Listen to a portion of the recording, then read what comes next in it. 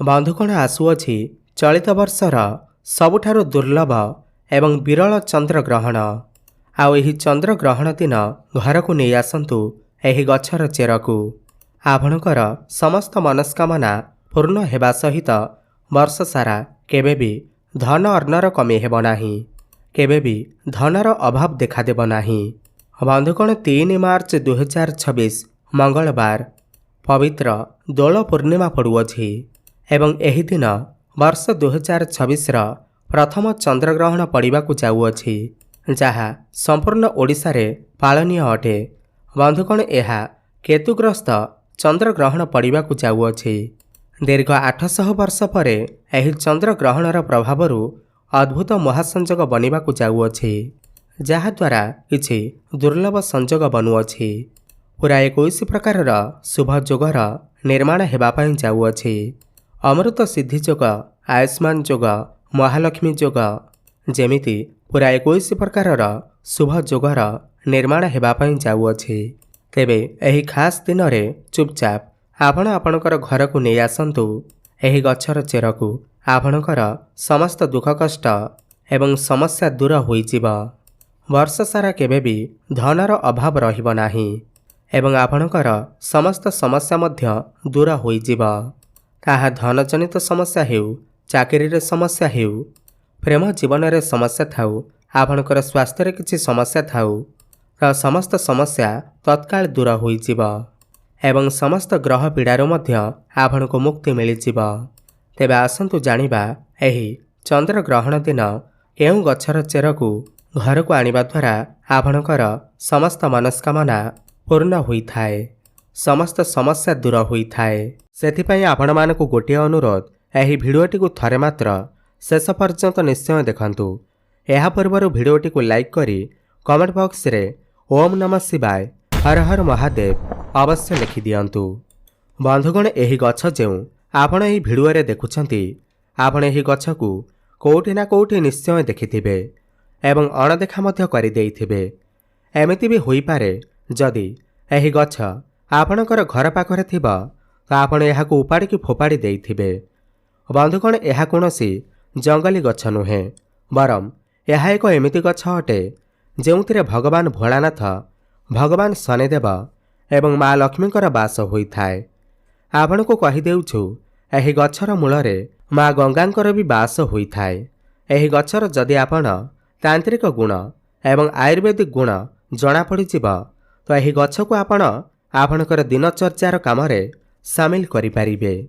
ଯଦି ଆପଣ ଆପଣଙ୍କର ଜୀବନରେ ଗରିବୀ, ଦରିଦ୍ରତା, କଷ୍ଟ, ଦୁର୍ଭାଗ୍ୟ କାରଣରୁ ଚିନ୍ତିତ ଥିଲେ ତ ବିଶ୍ୱାସ କରନ୍ତୁ, ଏହି ଗଛର ବ୍ୟବହାର କରି ଆପଣ ସମସ୍ତ ସମସ୍ୟାରୁ ମୁକ୍ତି ପାଇପାରିବେ।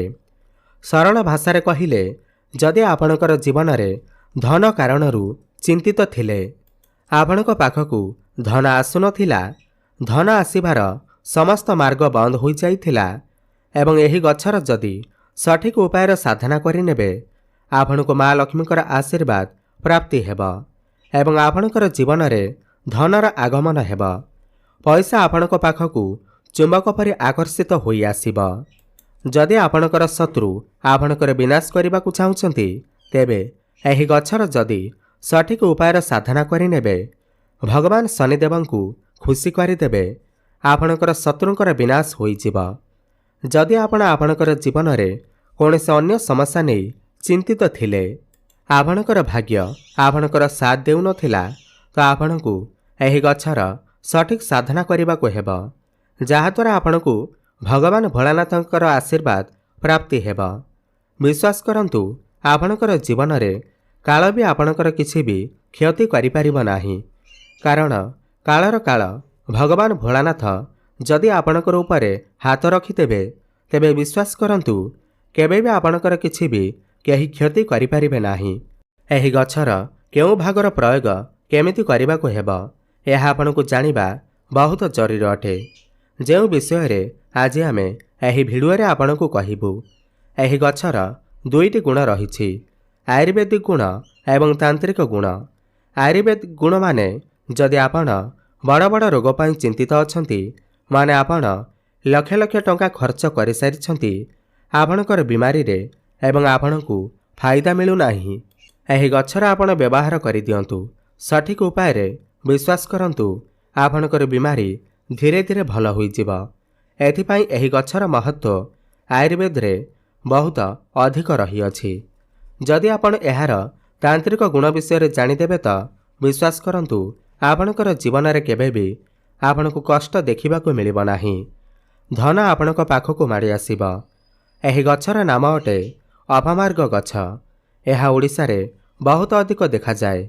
ଆପଣଙ୍କର ଏରିଆରେ ଏହି ଗଛକୁ କେଉଁ ନାମରେ ଜଣାଯାଏ ଆମକୁ ନିଶ୍ଚୟ କମେଣ୍ଟ କରି ଜଣାଇବେ।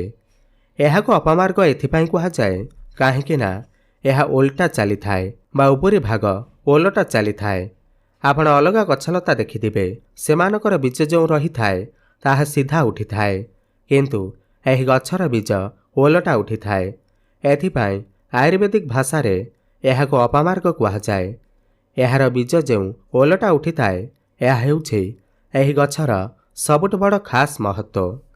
ସର୍ବପ୍ରଥମେ ଆପଣଙ୍କୁ ଏହା କହିବି, ଯଦି ଆପଣ ବାସ୍ତୁଶାସ୍ତ୍ରର ବନସ୍ପତି ଜ୍ଞାନର ଅଧ୍ୟାୟ ନମ୍ବର 51କୁ ଯିବେ, ସେଠାରେ ଆପଣଙ୍କୁ ସଫାସଫା ଦେଖାଯିବାକୁ ମିଳିବ ଏହି ଗଛ ସନ୍ଥ ମହାତ୍ମା ମୁନି ଋଷିମାନେ ଏହାର ବ୍ୟବହାର କରୁଥିଲେ ପୂର୍ବ କାଳରେ। ଏହି ଗଛକୁ ଧର୍ମଶାସ୍ତ୍ରରେ ଏକ ଶୁଭ ଗଛ ମାନାଯାଇଥାଏ। ମାନାଯାଏ କି ଏହି ଗଛର ବ୍ୟବହାର କରି ଆପଣ ଆପଣଙ୍କର ଶରୀରର ପ୍ରୋଟିନ୍କୁ ପୂର୍ତ୍ତି କରିପାରିବେ। ପୂର୍ବ କାଳରେ ସନ୍ଥ ମହାତ୍ମାମାନେ ଥିଲେ, ଯେତେବେଳେ ସେ ମାସ ମାସ ଧରି ତପସ୍ୟାରେ ଲୀନ ରହୁଥିଲେ। ଭଗବାନଙ୍କ ଆରାଧନାରେ ସେମାନେ ଏହି ଗଛର ବୀଜର ଖେଚୁଡ଼ି ବନେଇ ଖାଉଥିଲେ, ଯାହାଫଳରେ ସେମାନଙ୍କୁ 10 ଦିନ ପର୍ଯ୍ୟନ୍ତ ଖାଇବାକୁ ପଡ଼ୁନଥିଲା। ଏହି ଗଛ ପ୍ରୋଟିନ୍ ମାମଲାରେ ବହୁତ ସୁନ୍ଦର ଗଛ ଅଟେ। ଏଥିପାଇଁ ସନ୍ଥ ମହାତ୍ମାମାନେ ଏହି ଗଛକୁ ନିଜ ପାଖରେ ନିଶ୍ଚୟ ରଖୁଥିଲେ। ଏହି ଗଛ ଏକ ଏମିତି ଗଛ ଅଟେ ଯାହା ଉପରେ ଅମୃତର କିଛି ବୁନ୍ଦା ପଡ଼ିଥିଲା। ଯେବେ ସମୁଦ୍ର ମନ୍ଥନ ହୋଇଥିଲା ଏବଂ ଯେବେ ଅମୃତ ଧରିତ୍ରୀକୁ ଆସିଥିଲା, ତ ଅପମାର୍ଗ ଗଛ ଉପରେ କିଛି ବୁନ୍ଦା ଅମୃତ ପଡ଼ିଥିଲା, ଯେଉଁ କାରଣରୁ ଏହାର ମୂଳରେ ମା ଗଙ୍ଗାଙ୍କର ବାସ ହୋଇଥାଏ। ଯଦି ଆପଣ ପୁରୁଣାକାଳିଆ ଲୋକଙ୍କ ସହିତ ମିଶିବେ ତ ଆପଣ ଏହା ଜାଣିବାକୁ ପାଇବେ କି ପୂର୍ବକାଳର ବ୍ୟକ୍ତି ଏହି ଗଛର ମୂଳର ବ୍ୟବହାର ନିଶ୍ଚିନ୍ତ କରୁଥିଲେ। ସେମାନେ ଏହାର ମୂଳରେ ଦାନ୍ତ ଘଷୁଥିଲେ।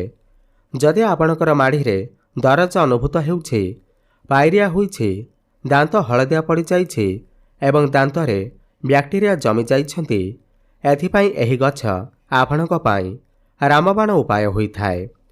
ଏବେ ଆପଣଙ୍କୁ ପ୍ରଥମେ ଏହାର ଆୟୁର୍ବେଦିକ ଗୁଣ କହିବୁ, ତାପରେ ଏହାର ତାନ୍ତ୍ରିକ ଗୁଣ ବତେଇବୁ। ସେଥିପାଇଁ ଏହି ଭିଡ଼ିଓଟିକୁ ଶେଷ ପର୍ଯ୍ୟନ୍ତ ନିଶ୍ଚୟ ଦେଖନ୍ତୁ। ସବୁଠୁ ପ୍ରଥମ ଆୟୁର୍ବେଦିକ ଗୁଣ ଏହା ଅଟେ କି ଯଦି ଆପଣଙ୍କର ଦାନ୍ତରେ ବ୍ୟାକ୍ଟେରିଆ ଜମି ଯାଇଛନ୍ତି ବା ପୋକ କାଟିଛି ଏବଂ ଆପଣ ମେଡ଼ିସିନ ଖାଇକି ବି ଫାଇଦା ମିଳୁନାହିଁ, ତେବେ ଆପଣ ଏହି ଗଛର ମୂଳ ବା ଚେରରେ ଯଦି ଆପଣ 15 ଦିନ ପର୍ଯ୍ୟନ୍ତ ଦାନ୍ତ ଘଷିଥିବେ, ଦେଖିବେ ଆପଣଙ୍କର ପୋକ ଦାନ୍ତ ଭଳି ସମସ୍ୟା ତୁରନ୍ତ ଠିକ୍ ହୋଇଯିବ। ମାନିନିଅନ୍ତୁ ଆପଣଙ୍କର ମାଢ଼ିରେ ବହୁତ ଅଧିକ ଦରଜ ଅନୁଭୂତ ହେଉଛି, ଆପଣ ଚିନ୍ତାରେ ଅଛନ୍ତି।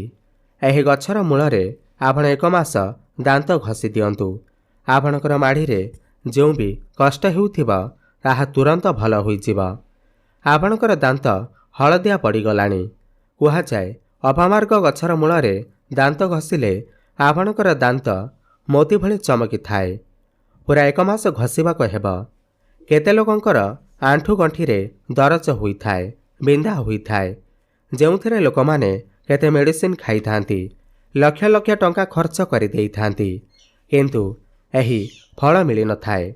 ତେବେ ଏହି ଗଛକୁ ନେଇ ଆସନ୍ତୁ। ଏହାର ମୂଳକୁ ଆପଣ ଖରାରେ ଶୁଖାଇ ଦିଅନ୍ତୁ। ଏହାପରେ ଏହାର ପାଉଡର ବନାନ୍ତୁ। ଏହି ପାଉଡରକୁ ସୋରିଷ ତେଲରେ, ଗରମ ସୋରିଷ ତେଲରେ ମିଶାଇ ଆପଣଙ୍କର ଆଣ୍ଠୁଗଣ୍ଠି ଜାଗାରେ ମାଲିସ କରନ୍ତୁ। ଏହି ଉପାୟ ଯଦି ଆପଣ 2 ମାସ ଯାଏଁ କରିବେ, ତେବେ ବିଶ୍ୱାସ କରନ୍ତୁ ଆପଣଙ୍କୁ ବହୁତ ଭଲ ଫାଇଦା ମିଳିବ। ବନ୍ଧୁଗଣ, ଆୟୁର୍ବେଦରେ ଏହି ଗଛର ବହୁତ ଅଧିକ ମହତ୍ତ୍ୱ ରହିଅଛି। ଆମେ ଯେଉଁ ଉପାୟ ଆପଣଙ୍କୁ କହିଲୁ, ଆପଣ ନିଶ୍ଚୟ ଆପଣାନ୍ତୁ। ବିଶ୍ୱାସ କରନ୍ତୁ ଆପଣଙ୍କୁ ଆଉ କେବେ ବି ମେଡ଼ିସିନ ଖାଇବାକୁ ପଡ଼ିବ ନାହିଁ। ଏବେ ଜାଣିବା ଏହି ଗଛର ତାନ୍ତ୍ରିକ ଗୁଣ ବିଷୟରେ। ଧ୍ୟାନପୂର୍ବକ ଶୁଣନ୍ତୁ। ସବୁଠୁ ପ୍ରଥମ ତାନ୍ତ୍ରିକ ଗୁଣ ଯାହା ଆପଣଙ୍କୁ କହିବାକୁ ଯାଉଛୁ ବହୁତ ଧ୍ୟାନର ସହିତ ଶୁଣନ୍ତୁ। ଏମିତି ବହୁତ ଲୋକ ଅଛନ୍ତି ଯେଉଁମାନଙ୍କର ଶତ୍ରୁ ତାଙ୍କର ବିନାଶ କରିବାକୁ ଚାହିଁଥାନ୍ତି।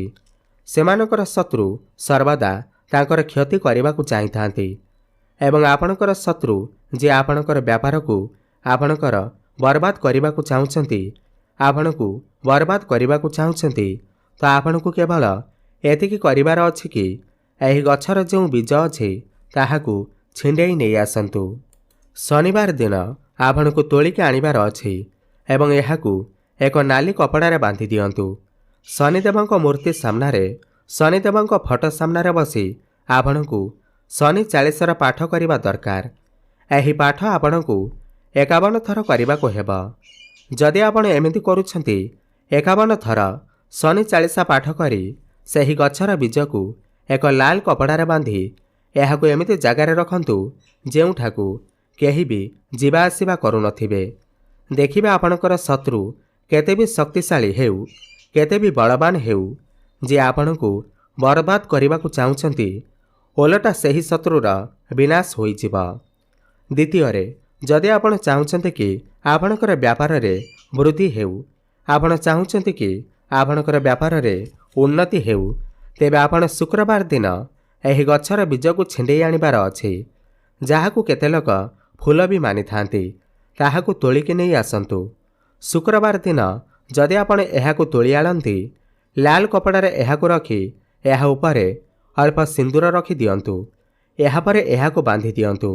ତାପରେ ଏହାକୁ ଆପଣଙ୍କର ବ୍ୟାପାର ସ୍ଥାନରେ ରଖିଦିଅନ୍ତୁ। ପଇସା ଡ୍ରରେ ରଖିଦିଅନ୍ତୁ। ଦେଖିବେ ଆପଣଙ୍କର ବ୍ୟାପାରରେ ବୃଦ୍ଧି ହେବା ଆରମ୍ଭ ହୋଇଯିବ। ଧନର କମି କେବେ ବି ହେବ ନାହିଁ।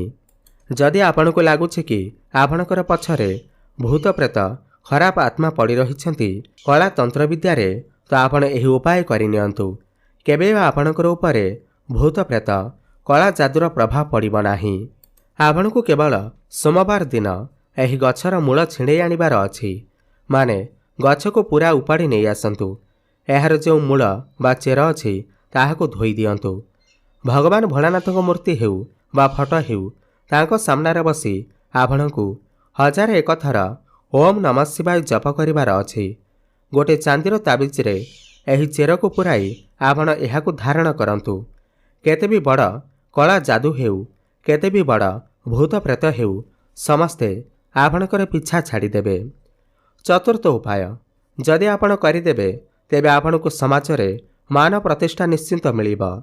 ଯଦି ଆପଣ ତିଳକର ଧାରଣ କରିଥାନ୍ତି, ତ ଆପଣ ଗୋଟେ କଥା ଜାଣି ନିଅନ୍ତୁ, ମଙ୍ଗଳବାର ଦିନ ହୋଇଥାଏ ହନୁମାନଙ୍କର ଦିନ।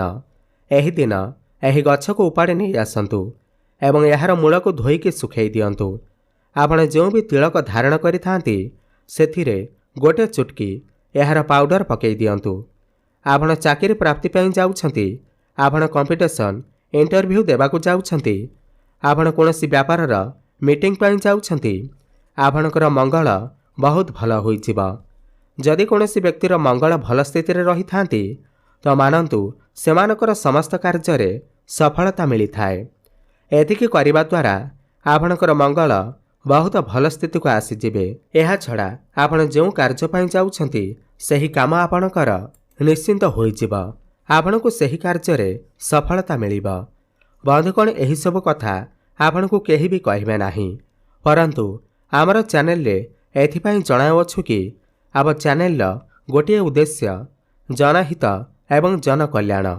ଆମେ ଚେଷ୍ଟା କରୁଛୁ ଦେଶର ଲୋକଙ୍କୁ ସେହି କଥା ଜଣାଇବାକୁ ଯାହାକୁ ଲୋକମାନେ ଭୁଲି ସାରିଛନ୍ତି। କାହିଁକିନା ଆଜିର ଯୁଗରେ ଲୋକମାନେ ଏତେ ବିଜି ରହୁଛନ୍ତି କି ସେମାନେ ହିନ୍ଦୁ ପୁରାଣ ବିଷୟରେ ପଢ଼ିବା ଭୁଲିଗଲେଣି। କିନ୍ତୁ ଆମର ଚ୍ୟାନେଲ ପ୍ରତିଦିନ ଆପଣଙ୍କୁ ହିନ୍ଦୁ ପୁରାଣର ଏମିତି ବିଶେଷ କଥା ଜଣାଇବ ଯାହା ଆପଣଙ୍କୁ କେଉଁଠି ବି ଜାଣିବାକୁ ମିଳିବ ନାହିଁ। ଯେତେ ବି କ୍ରିୟା ଏବଂ ସାଧନା ଆପଣଙ୍କୁ ଜଣାଇଲୁ, ଏଥିରେ ଆପଣଙ୍କର ଗୋଟେ ଟଙ୍କା ବି ଖର୍ଚ୍ଚ ହେବନି, ପରନ୍ତୁ ଏହି ଉପାୟକୁ କରିବା ଦ୍ୱାରା ଆପଣମାନେ ଲକ୍ଷେ ଟଙ୍କାର ଫାଇଦା ପାଇପାରିବେ।